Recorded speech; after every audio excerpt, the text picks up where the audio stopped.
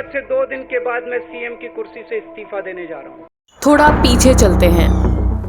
16 अगस्त 1968 हरियाणा के भिवानी डिस्ट्रिक्ट में पैदा हुए अरविंद केजरीवाल। पिता एक इलेक्ट्रिकल इंजीनियर और मां एक हाउसवाइफ थी। केजरीवाल का बचपन नॉर्थ इंडिया के छोटे टाउन्स सोनीपत, गाजियाबाद और हिसार में गुजर गया, क्योंकि उनके पिता का ट्रांसफर बार बार होता रहता था। सोनीपत के क्रिश्चियन मिशनरी स्कूल और हिसार के कैंपस स्कूल से उन्होंने स्कूलिंग की। फिर केजरीवाल ने डिसाइड किया कि वो भी इंजीनियर बनेंगे। 1985 में IIT JEE एग्जाम दिया और ऑल इंडिया रैंक 563 हासिल किया। उसके बाद केजरीवाल ने IIT खड़गपुर से मैकेनिकल इंजीनियरिंग की और 1989 में टाटा स्टील में जॉब ज्वाइन कर ली। लेकिन वहाँ नौकरी करते वक्त उनके अंदर एक बहुत बड़ा बदलाव आया। उनका कुछ अलग करने का मन करने लगा। तब वो कोलकाता गए और मदर टेरेसा के साथ सोशल वर्क किया। यहाँ से उनके विचार ही बदल गए और उन्होंने डिसाइड किया कि वो अपनी जॉब छोड़कर सिविल सर्विसेज एग्जाम की तैयारी करेंगे। और फिर उन्होंने सिविल सर्विसेज एग्जामिनेशन की तैयारी की और उनकी मेहनत रंग लाई। केजरीवाल ने सिविल सर्विसेज एग्जामिनेशन क्वालिफाई कर लिया और इंडियन रेवेन्यू सर्विसेज को ज्वाइन कर लिया। लेकिन वहां उन्होंने करप्शन को नजदीक से देखा, कैसे देश में भ्रष्टाचार फैला हुआ है। यहाँ से उन्होंने एक मूवमेंट की शुरुआत की, परिवर्तन दिल्ली के लोगों की समस्याओं को सॉल्व करने के लिए था। धीरे धीरे केजरीवाल का मन सोशल वर्क में लगने लगा। केजरीवाल ने फिर अपनी जॉब से 2 साल का लीव लिया और मनीष सिसोदिया के साथ मिलकर दिल्ली की जनता के लिए बहुत काम किया। फिर 2006 में उन्होंने जॉब से पूरा रिजाइन कर दिया और पूरी तरह से NGO के काम में लग गए। 2011 में जब कांग्रेस के घोटालों का खुलासा हो रहा था तो केजरीवाल ने अन्ना हजारे के साथ मिलकर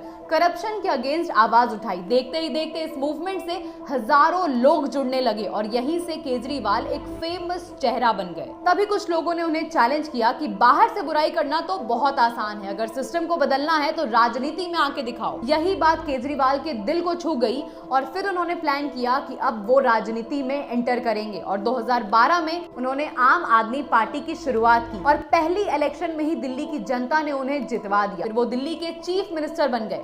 लेकिन सीएम बनने के बाद भी वो कुछ बड़े कदम नहीं उठा पा रहे थे, क्योंकि उनकी उतनी सीट नहीं आई थी और इस वजह से लोगों की उम्मीद टूट रही थी। इसीलिए कुछ दिन बाद ही उन्होंने सीएम के पद से इस्तीफा दे दिया। लेकिन कहानी यहाँ खत्म नहीं होती है। 2015 में फिर से इलेक्शन हुए और इस बार आम आदमी पार्टी ने जोरदार जीत हासिल की। केजरीवाल एक बार फिर से दिल्ली के मुख्यमंत्री बने। फिर सब कुछ ठीक चल रहा था, लेकिन बीच में आ गया दिल्ली लीकर स्कैम। अब समझते हैं ये क्या है। दिल्ली की गवर्नमेंट एक नई एक्साइज पॉलिसी लेके आई। इस नई पॉलिसी के तहत दिल्ली को 32 जोन्स में डिवाइड किया गया। हर जोन में 27 लिकर शॉप खोलने की बात की गई, जिससे टोटल 849 नए लिकर शॉप्स खोलने की बात की गई। पहले दिल्ली में लिकर मार्केट 60% गवर्नमेंट चलाती थी और 40% प्राइवेट स्टोर्स थे। लेकिन इस न्यू पॉलिसी के बाद से सभी लिकर शॉप्स को प्राइवेट कर दिया गया और कहा गया कि इस प्राइवेटाइजेशन से 3500 करोड़ रुपए का फायदा होगा। फिर दिल्ली के शराब दुकान की लाइसेंस फीस भी बढ़ा दी गई। पहले जो लाइसेंस फीस 25 लाख में मिल जाती थी,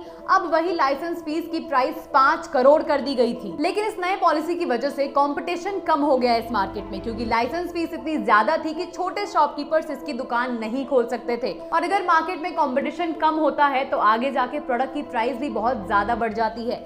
इसीलिए मार्केट में कंपटीशन ज्यादा हो तो सही रहता है। तो जब ये न्यू पॉलिसी लागू हो जाती है, फिर इसमें दिक्कत आना शुरू हो जाती है और इतनी दिक्कत होती है कि सिर्फ 8 महीने के अंदर इस पॉलिसी को हटाना पड़ जाता है। इस नई पॉलिसी में ये भी था कि दुकानदार अपने हिसाब से प्राइस को घटा बढ़ा सकते थे प्रॉफिट कमाने के लिए, और इसीलिए दुकानदार नए नए ऑफर्स और डिस्काउंट्स देके ज्यादा से ज्यादा शराब बेचने लगे और ज्यादा प्रॉफिट कमाने लगे। बहुत से दुकानों में तो एक पे एक फ्री का भी ऑफर देखने को मिला। तो जब ये पॉलिसी आई तो जितनी शराब बिकती थी उससे दुगनी शराब बिकी, और जब ज्यादा शराब बिका तो ऑब्वियसली गवर्नमेंट को ज्यादा फायदा होना चाहिए। लेकिन उस साल गवर्नमेंट को नुकसान हुआ और यहीं से सारा मामला चालू हुआ कि जब इतना फायदा हुआ तो वो पैसा गया कहां। यहाँ से केजरीवाल की मुश्किलें बढ़ गईं, क्योंकि दिल्ली के चीफ सेक्रेटरी इन सारी चीजों को देख रहे थे और ये सब देखते हुए उन्होंने एक रिपोर्ट बनाई और उसको लेफ्टिनेंट गवर्नर को जाके सबमिट कर दिया। और अपनी रिपोर्ट में उन्होंने बताया कि इस पॉलिसी में क्या क्या गलत हुआ है। जब रिपोर्ट लेफ्टिनेंट गवर्नर के पास पहुंचती है तो वो इस पे इंक्वायरी बिठा देते हैं